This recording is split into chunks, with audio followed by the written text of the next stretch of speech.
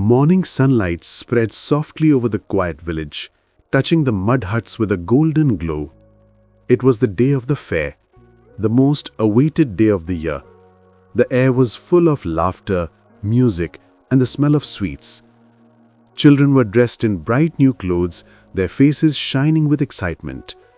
But far away, in a small broken hut on the edge of the village, lived little Hamid, a 5-year-old boy whose life was very different.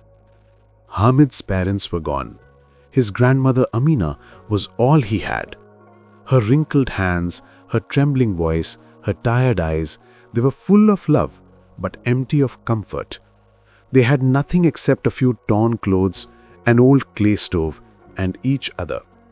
That morning, Amina woke Hamid and tried to smile, though her heart ached.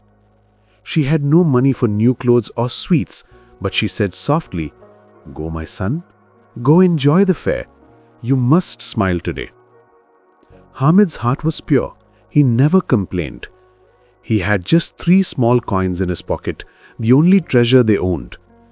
As he walked toward the fair with the other children, he looked at their shiny shoes, colorful toys, and jingling coins. His own feet were bare, but his eyes sparkled with dreams. The fair was a world of wonder: spinning wheels, toy stalls, sweet shops, music, laughter. The other children ran in every direction, buying clay soldiers, wooden horses, and piles of sweets. Hamid stood quietly, watching them. He wanted everything, yet he wanted nothing. Then at a blacksmith's stall, something caught his eye. A pair of iron tongs shining under the sun. His heart stopped. Every evening he had seen his grandmother burning her fingers while making rotis on the fire. She would hiss in pain, then smile as if it didn't hurt. That memory stabbed his heart. He whispered to himself, "If I buy these, she won't get hurt again." The tongs cost 3 coins, exactly what he had. He didn't hesitate. No sweets, no toys, no games.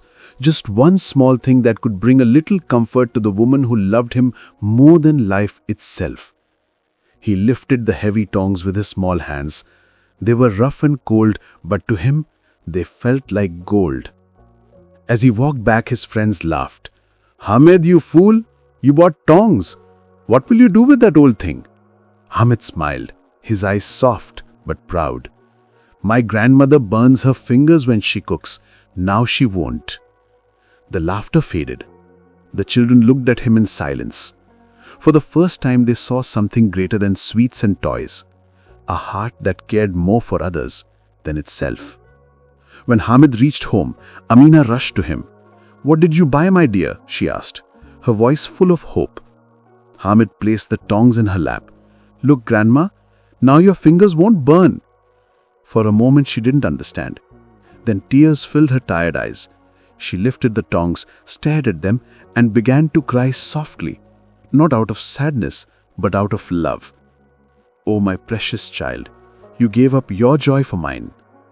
That night, when she made dinner using the new tongs, her heart felt warm, and Hamid sat near her, smiling proudly. They had no sweets, no toys, no new clothes, but their tiny hut was filled with something much bigger: love, sacrifice, and peace.